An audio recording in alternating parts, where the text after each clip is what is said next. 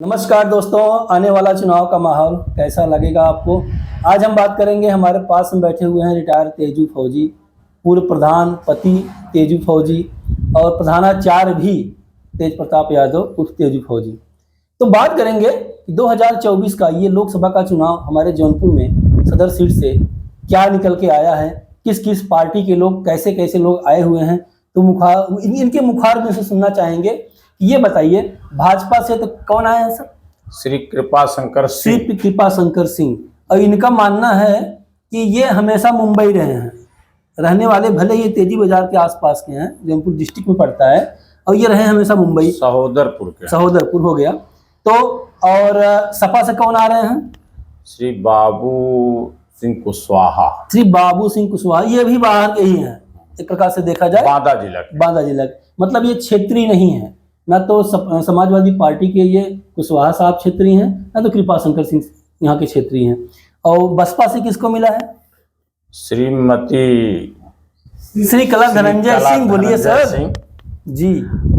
मैं एक चीज आपको बताना चाहता हूं कि मैं चुनाव पर मैं बोल नहीं सकता। उसका एक कारण है कि मैं सरकारी कर्मचारी हूं। आपने प्रत्याशी का नाम पूछा तो मैं बता दिया। तो सर, मैं यहाँ पे चुनाव प्रक्रिया जानने की कोशिश हम नहीं कर रहे हैं। चुनाव प्रक्रिया जानेंगे, उसको हम बताएंगे। चुनाव कैसे होता है, चुनाव मतदान कैसे होता है, वो सब चीजें बताएंगे। किसी के हार जीत, किसी पार्टी से संबंधित मैं बात करने में असमर्थ। मेरी पूरी बात सुन लीजिए सर, उसके बाद आप सवाल कीजिए।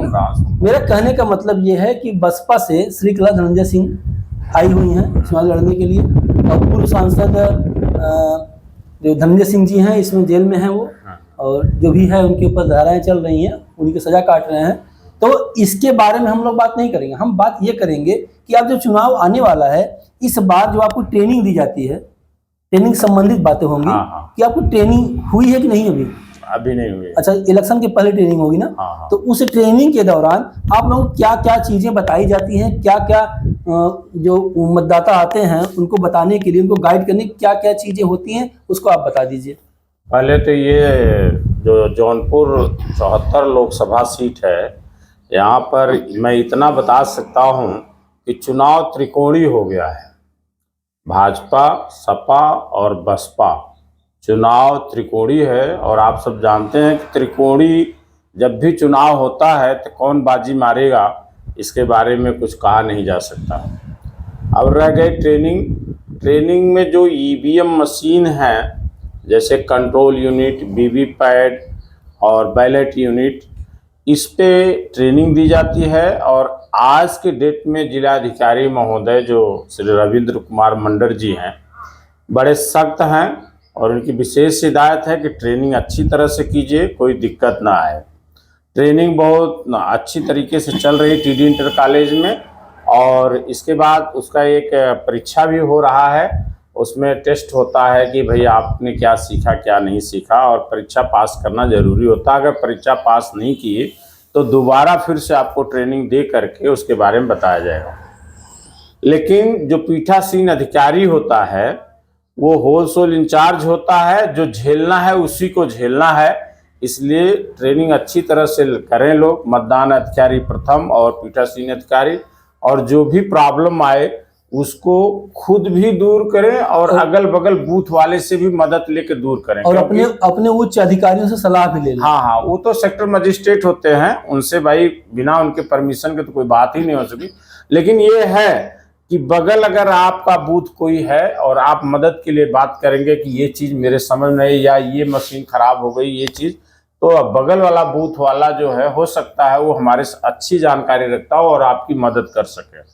अब रह गए मतदाता में मेरा एक अनुरोध है कि आप अपनी वोट दीजिए, किसी और को वोट देने की कोशिश मत कीजिए।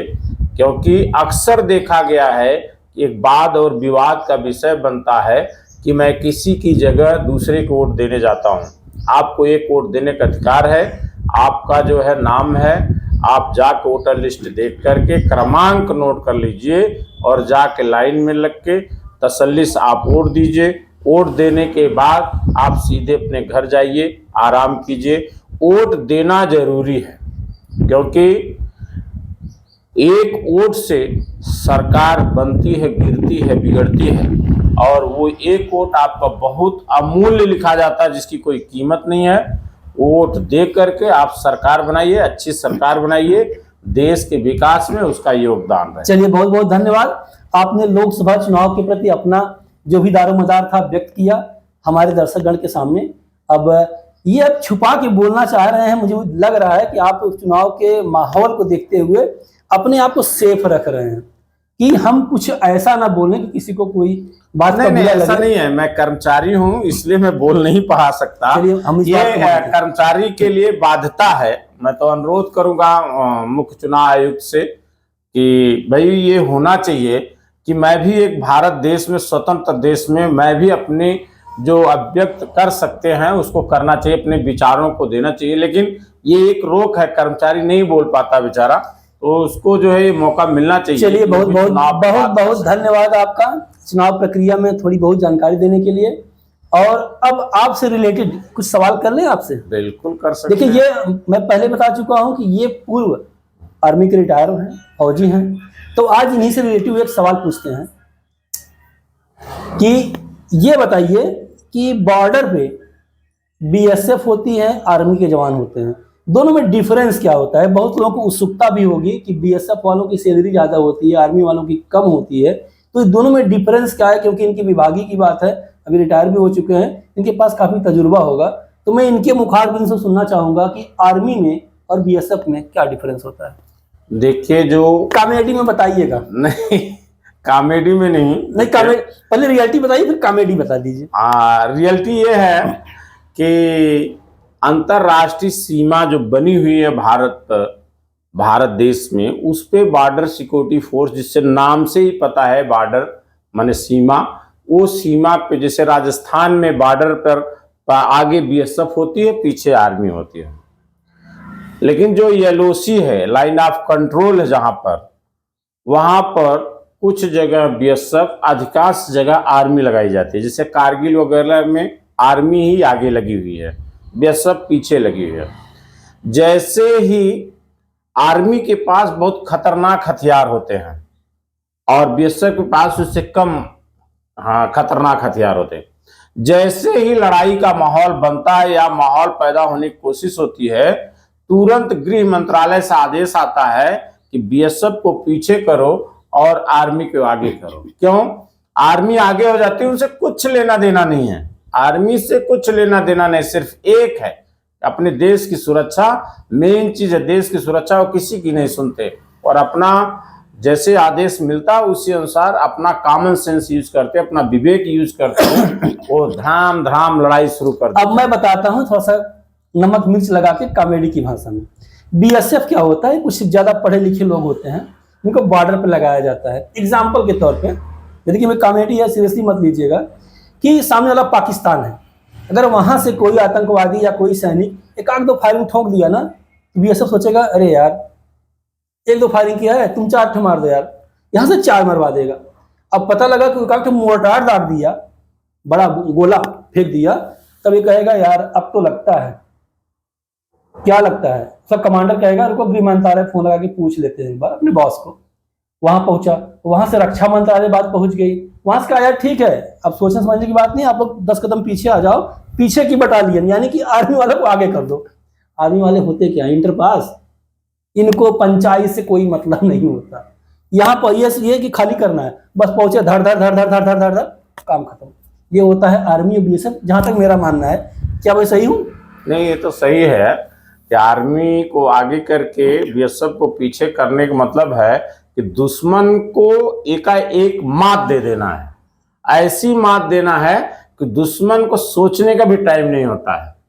एक चीज है कि ओडा एक चलता था हम लोगों में, ओडा माने ओरिएंट डिसीजन एक्शन, ये सब चलता था। ओडा माने ओरिएंट माने दिशा देखो किस तरफ जाना है, D for decision, A for action, मतलब आपको डिसीजन लेना और डिसीजन के बाद तुरंत एक्शन कर देना है, उसमें अप डाउन नहीं होना है, सोचना नहीं है। डिसीजन हुआ कि लड़ाई लगी है या फायर डालना है तो फायर डल जाएगा, एक्शन हो जाएगा। तो ये रहा आज का हम लोग का चर्चा का विषय, लोकसभा चुनाव के प्रति भी और प्लस इनके विभागीय आर्मी बीएसएफ के प्रति। कमेंट करके जरूर बताइएगा कि तेजू फौजी के चैनल पे ये वीडियो कैसा लगा। हम लोगों की ये वार्तालाप आप लोगों को पसंद आई या ना आई, कमेंट जरूर कीजिएगा। मिलते हैं नेक्स्ट वीडियो में, तब तक के लिए थैंक यू।